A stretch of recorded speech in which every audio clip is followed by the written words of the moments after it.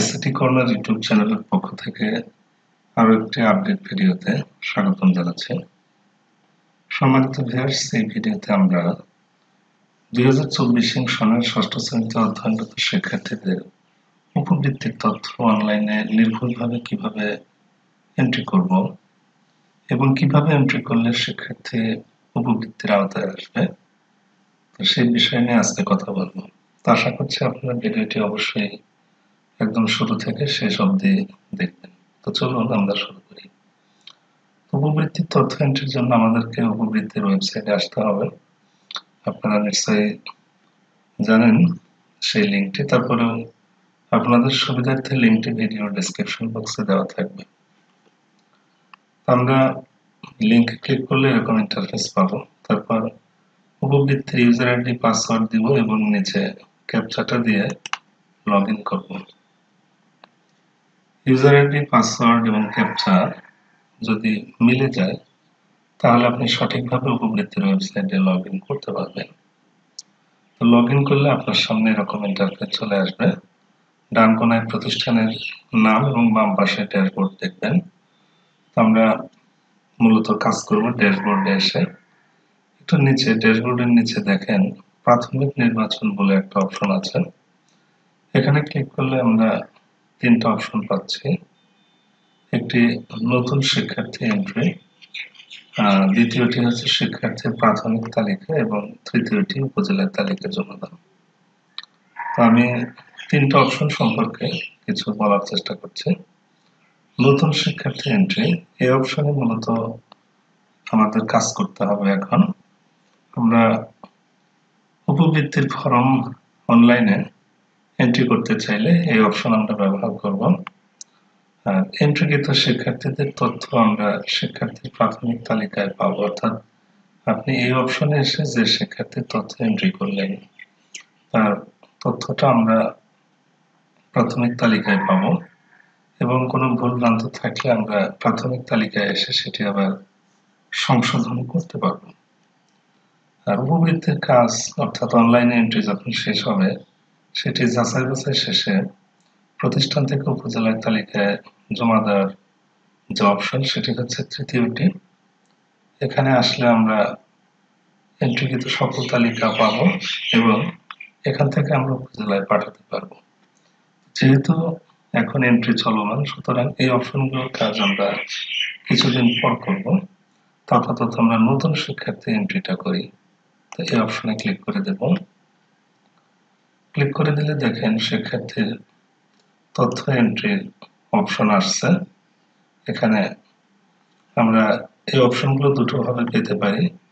একটা হলো সকল পৃষ্ঠে একই সাথে দেখেন, আর চাইলে আমরা ট্যাব ভিউ করে সেই তথ্যগুলো আলাদা আলাদা ভাবে পেতে পারি, যেমন শিক্ষার্থীর তথ্য, অভিভাবকের তথ্য, সিলেকশন ক্রাইটেরিয়া এবং পেমেন্টের তথ্য। মূলত উপবৃত্তির ফর্ম পূরণের জন্য প্রত্যেকটা ফর্মে আপনাকে 4টি ধাপ পার করতে হবে।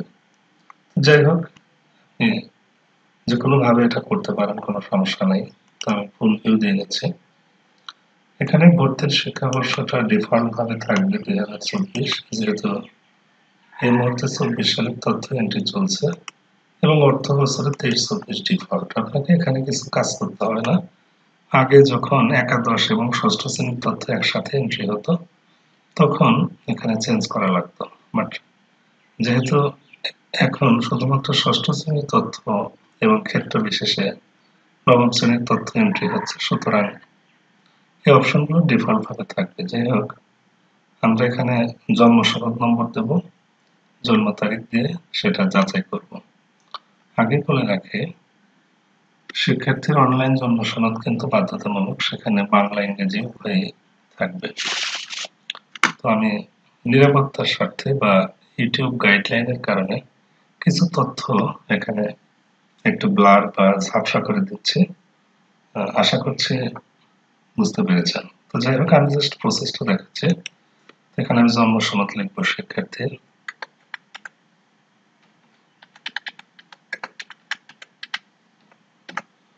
তারপর এখানে জন্ম তারিখ, প্রথমে আমরা সাল সিলেক্ট করব, ক্লিক করলে অনেক সাল পাবো। এখান থেকে আমরা শিক্ষার্থীর জন্ম সাল লিখে এন্টার দিব।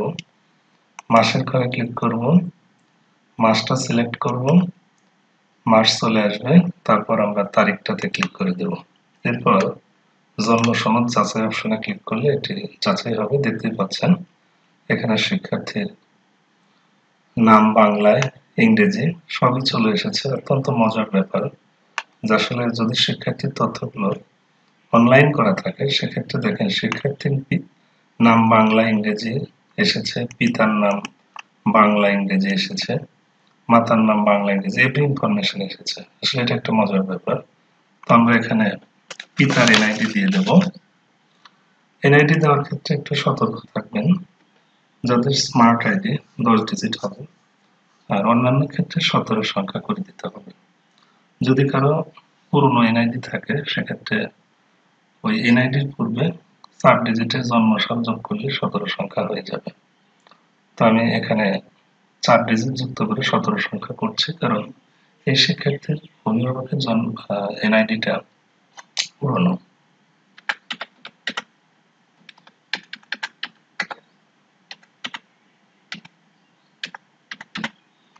তারপরে আমি পিতার জন্ম তারিখ দিয়ে দিচ্ছি। ঠিক এখানে আগের মতো সাল সিলেক্ট করতে হবে, এন্টার দিতে হবে, মাস সিলেক্ট করতে হবে, তারিখ সিলেক্ট করতে হবে। এরপর আমি জাতীয় পরিচয়পত্র যাচাই করতে পারবো। প্রদত্ত এনআইডির তথ্য সঠিক, আপনি কি অনুলিপি করতে চান? হ্যাঁ, ওকে দিয়ে দিলেন, তথ্য চলে আসলো। ঠিক একইভাবে আমরা মাতার এনআইডিটা দিব। তো আমি দেখতে পাচ্ছি মাতার এনআইডি স্মার্ট, সুতরাং এখানে আমাকে জন্মসাল আগে যোগ করার কোনো প্রয়োজন নেই।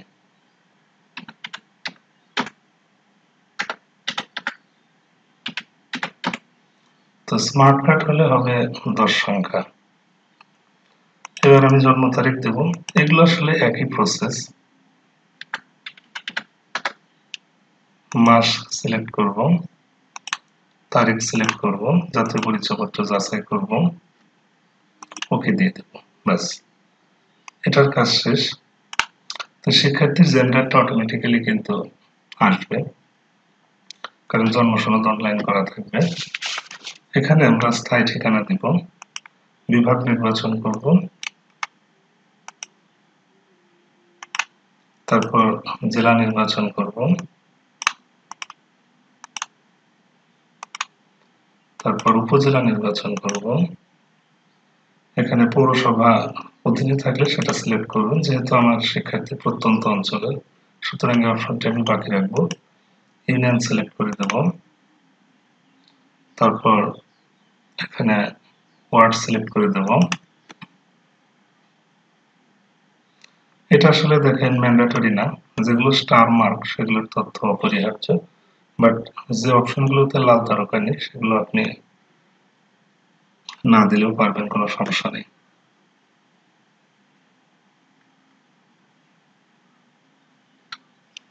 পোস্ট কোড দিয়ে দেব,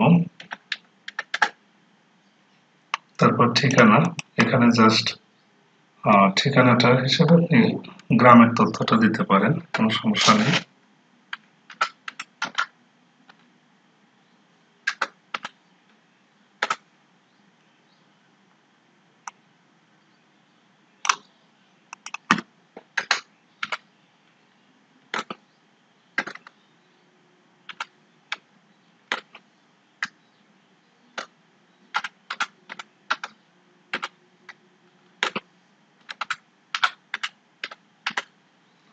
তো এবার আমি নিচের দিকে আসবো, পূর্ববর্তী শিক্ষাগত তথ্য দেব। দেখেন এই অপশনগুলো আবশ্যিক না, তারপরে জাস্ট আমরা দিয়ে দেব। এখানে আমরা বিভাগ দেব ঠিক আগের মতোই, মানে শিক্ষার্থী এর আগে যে প্রাইমারি স্কুলে পড়তো তার তথ্যটা দিতে হবে। আমি উপজেলাটা সিলেক্ট করে দেব, তারপরে বোর্ড দেব। যেহেতু প্রাথমিকে পড়াশোনা করেছে সুতরাং আমি এখান থেকে ডিপিটা সিলেক্ট করে দেব।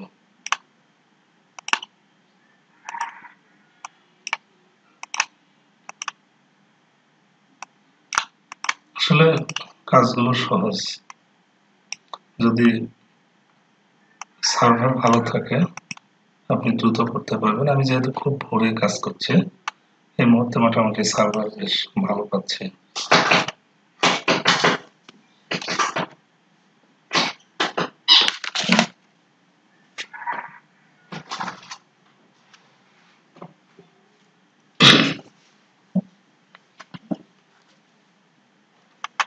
এখানে ক্লিক করে প্রতিষ্ঠানের নামও আপনি পেতে পারেন, কোনো সমস্যা নেই। তো যদি মনে হয় যে না এগুলো এর মধ্যে কোনোটাই নেই, কোনো সমস্যা নেই, এগুলো আপনি না দিলেও চলবে। তো পূর্ববর্তী শ্রেণী এখানে ক্লিক করে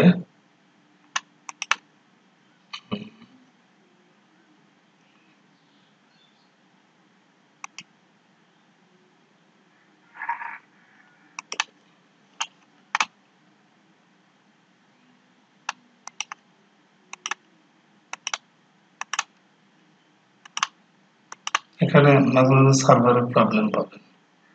এখানে এটা আমি ষষ্ঠ শ্রেণীর শিক্ষার্থী এন্ট্রি করছি, অথচ এখানে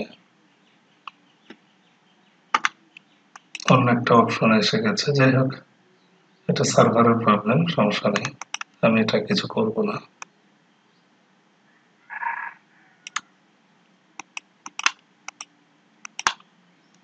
আমি একটু নিচের দিকে আসবো।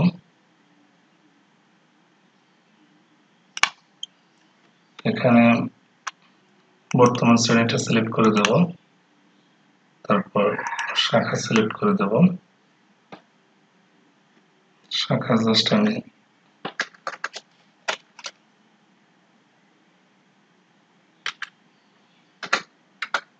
সিলেক্ট করে দিলাম। এখানে আমাকে শিক্ষার্থীর রোলটা দিতে হবে।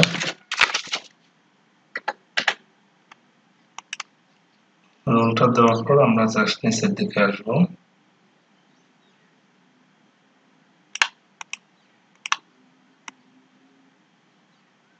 আমরা এখানে সম্পর্ক দিব, মানে অভিভাবকের সাথে শিক্ষার্থীর সম্পর্ক। এটা খেয়াল করতে হবে যে শিক্ষার্থী উপবৃত্তি ফর্মে অভিভাবক হিসাবে যাকে দিয়েছে সম্পর্ক হিসাবে তাকে দেবে। এই শিক্ষার্থী অভিভাবক হিসাবে তার পিতাকে দিয়েছে, সো আমি এখানে পিতা সিলেক্ট করব। সিলেক্ট করলে বাকি তথ্য চলে আসবে।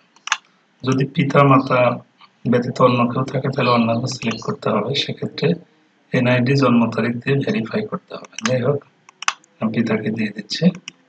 লক্ষ্য করেন এখানে জন্ম সনদের একটা অপশন আছে। যদি পিতার এনআইডির তথ্য বা অভিভাবকের এনআইডির তথ্য দেওয়া হয় তাহলে জন্ম সনদ নম্বর দেওয়ার কোনো প্রয়োজন নেই। এখানে পেশাটা আমি দিয়ে দিচ্ছি।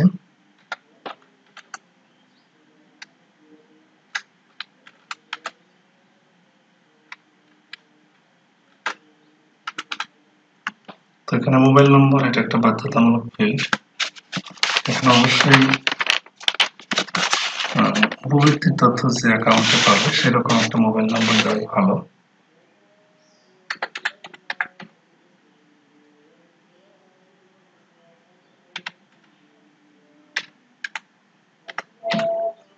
তো মোবাইল নাম্বার দিবেন, নিচে ইমেইলের অপশন আছে, বাট ইমেইলটা যেহেতু আবশ্যিক না তো এটা আমি ফাঁকা রাখছি। তারপর স্থায়ী ঠিকানা দেখেন, এটা অটোমেটিক্যালি চলে এসেছে। এটা আসলে এনআইডি থেকে নিয়েছে, সো আমি এখানে কিছুই করছি না, আমি জাস্ট নিচের দিকে যাচ্ছি। এটা হচ্ছে সিলেকশন ক্রাইটেরিয়া। আমাদের এই অপশনটা একটু ভালো করে ফিল আপ করা দরকার। তো আবেদনকারীর পড়ালেখা কে খরচ বহন করে, তো এটা শিক্ষার্থীর উপবৃত্তির ফর্ম দেখে লিখবেন। তারপর ক্ষুদ্র নিগোষ্ঠীর সদস্য কিনা, মুক্তিযোদ্ধার প্রজন্ম কিনা, এগুলো আসলে ফর্ম দেখে দিবেন। শিক্ষার্থী যেভাবে তার সিলেকশন ক্রাইটেরিয়া পূরণ করেছে ঠিক সেভাবে দিয়ে দিবেন। তারপর অভিভাবকের শিক্ষাগত যোগ্যতা, অভিভাবকের স্বামী স্ত্রীর শিক্ষাগত যোগ্যতা, তারপর কোনো ভাতা পান কিনা, প্রতিবন্ধীর কার্ড আছে কিনা, কোনো শারীরিক প্রতিবন্ধতার কার্ড আছে কিনা,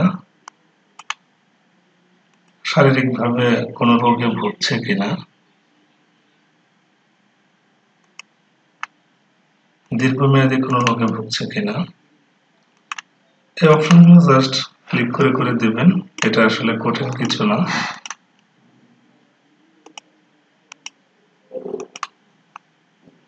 চাকরি করেন কিনা, কোনো উৎস থেকে আয় করেন কিনা, এগুলো জাস্ট ক্লিক করে দেবেন। এগুলো খুবই সহজ। আর 18 বছরের নিচে পরিবারের সদস্য কয়জন,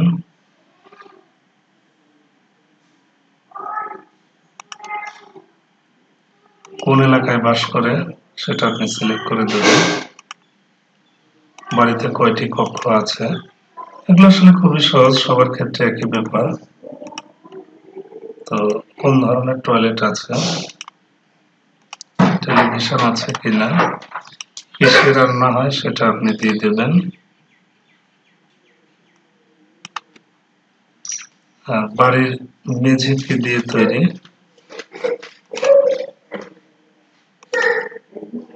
তারপরে বাড়ির কক্ষের দেয়াল কি দিয়ে তৈরি,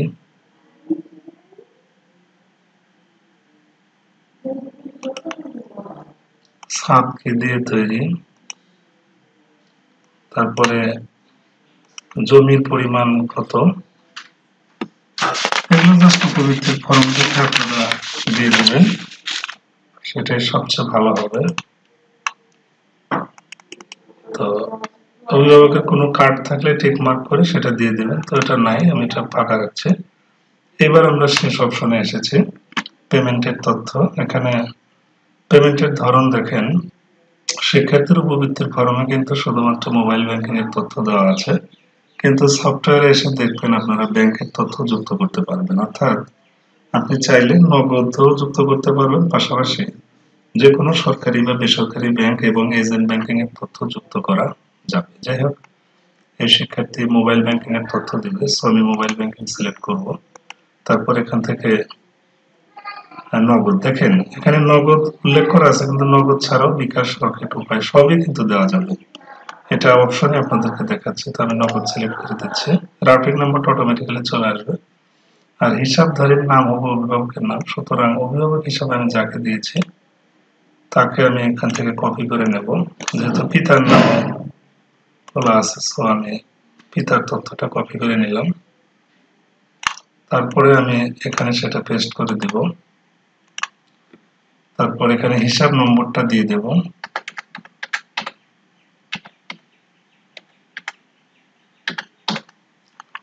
তো হিসাব নম্বর দেওয়ার পর দেখেন এখানে যে এনআইডি ব্যবহার করে অ্যাকাউন্ট খোলা আছে সেই এনআইডিটা অটোমেটিক্যালি চলে এসেছে।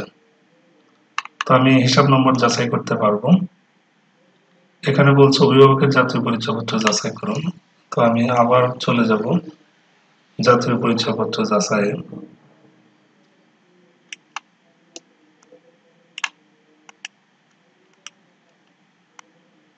তো আমি জাতীয় পরিচয়পত্র যাচাই করব, তো সঠিক। এবার আমি চলে যাব শেষে।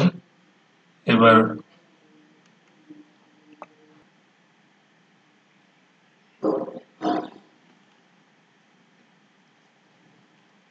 দেখেন অভিভাবকের অ্যাকাউন্ট খুঁজে পাওয়া গেছে এবং এনআইডির সাথে অ্যাকাউন্ট খুঁজে পাওয়া গেছে।